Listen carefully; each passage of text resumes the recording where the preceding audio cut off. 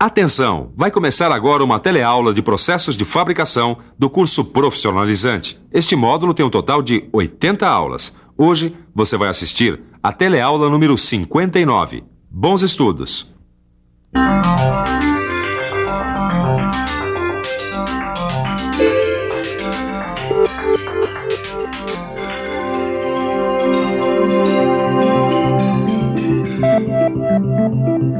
Eis aí o resultado de uma boa usinagem. Peças com dimensões exatas e com um acabamento fino. Olhando assim, parece que está tudo em cima. Mas será que o acabamento está perfeito mesmo? Nem tanto. Apesar de todos os cuidados, as peças usinadas apresentam pequenos sulcos e riscos mais ou menos visíveis. Essas imperfeições podem ser resultados de duas coisas: das arestas das ferramentas de corte ou das pontas agudas dos grãos abrasivos. Olha só, mesmo uma peça como essa, que passou por retificação, ou seja, que tem um acabamento feito em máquina, quando vista através de uma lente de aumento, apresenta algumas irregularidades ou rugosidades. Bom, e aí o que fazer? Será que esse problema não tem solução? É claro que tem. É só submeter a peça com superfície irregular a uma dessas operações que nós vamos ver na teleaula de hoje.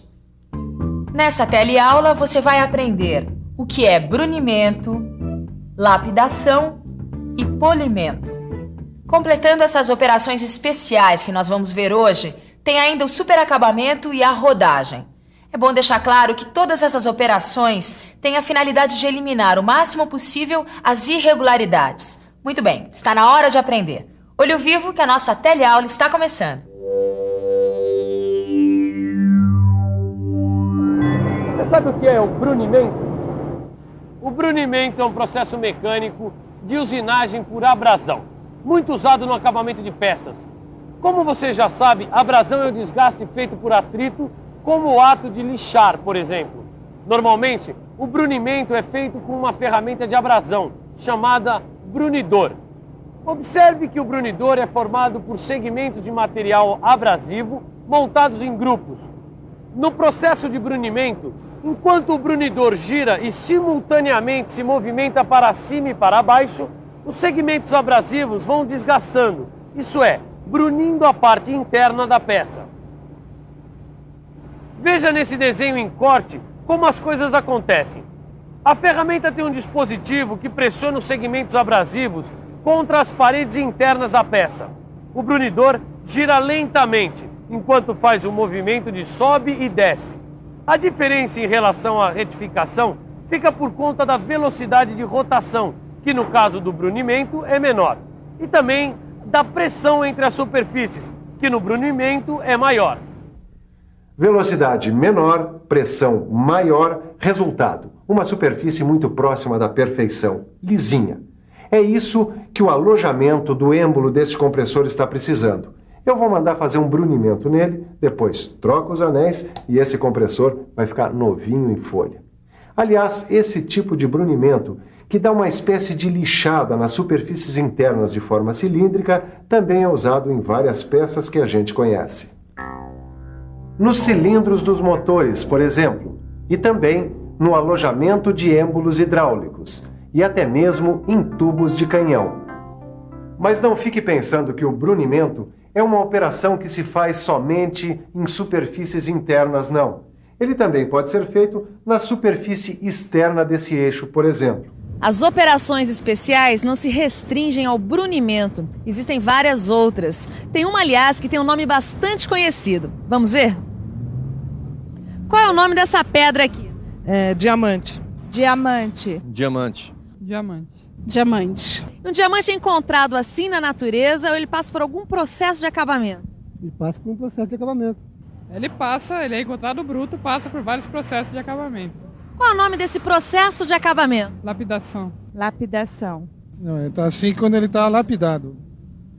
Viu só como esse processo é conhecido? Lapidação.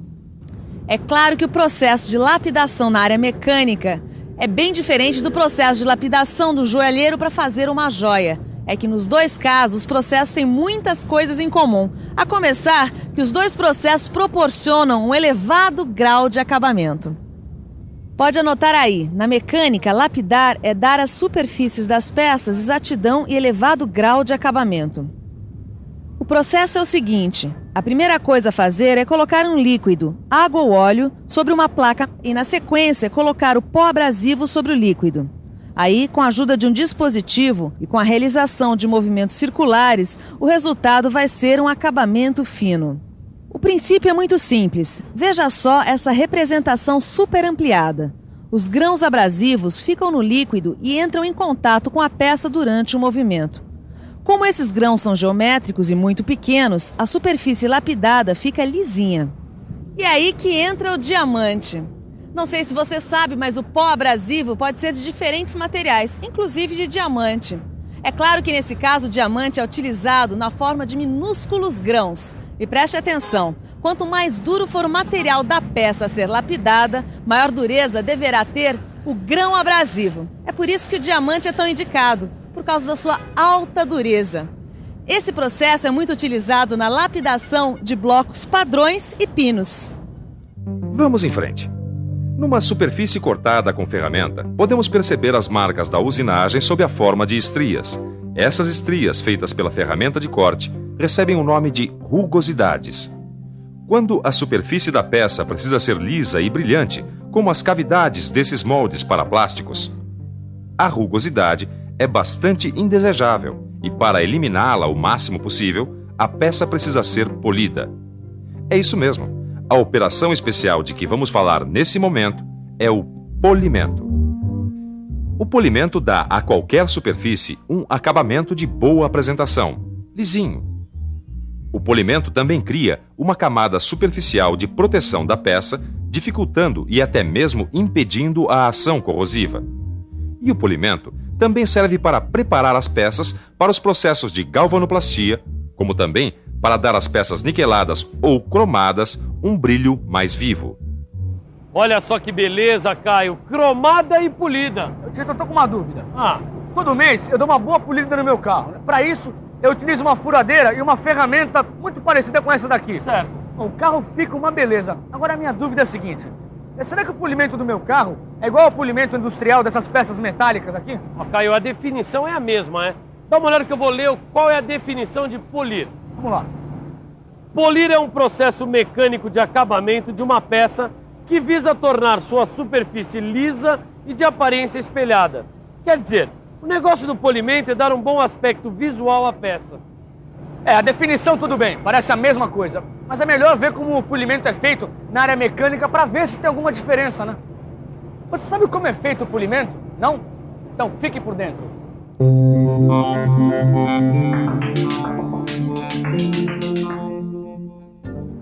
Discos de escova e feltros abrasivos. Essas são normalmente as ferramentas usadas no polimento.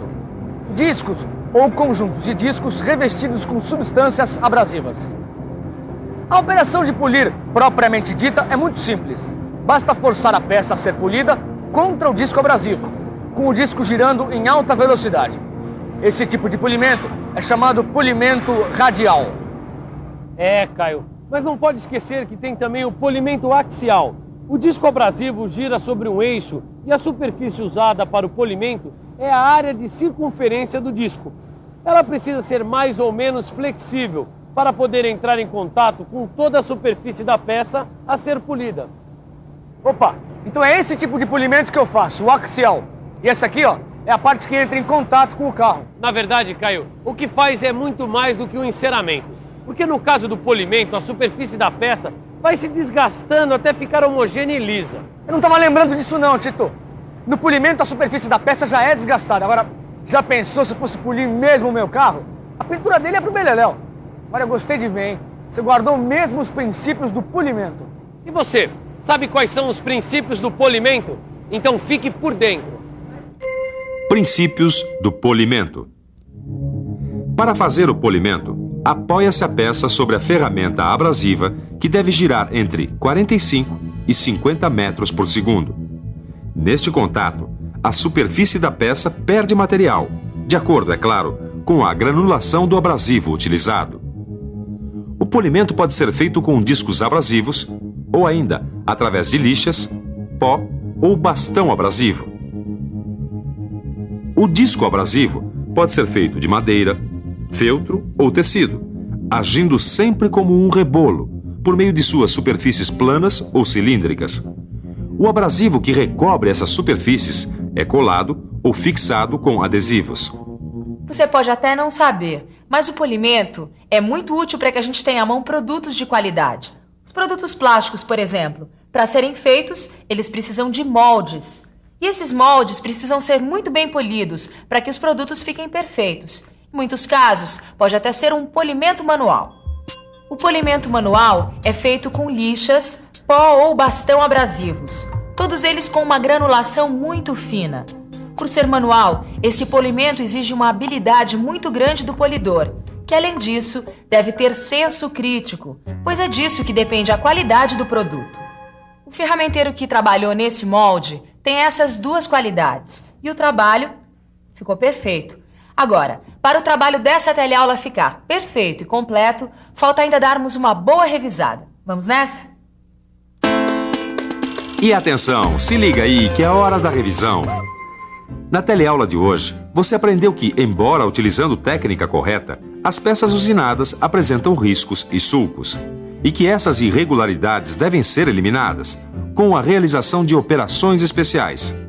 Operações que você ficou conhecendo como brunimento, lapidação e polimento, que pode também ser feito manualmente. E aí, Caio, você já tá uma fera nesse assunto? É mais ou menos, Chito. Acho uma boa a gente dar uma boa estudada e fazer todos os exercícios do livro de estudos. E você faça o mesmo, hein? Pegue o seu livro de estudos. Porque na próxima teleaula, que vai ser a última do livro 3 de processos de fabricação, a gente vai continuar vendo mais alguma coisa sobre operações especiais de acabamento. Até lá. Exatamente. Você estuda aí que nós estudamos aqui. É isso aí.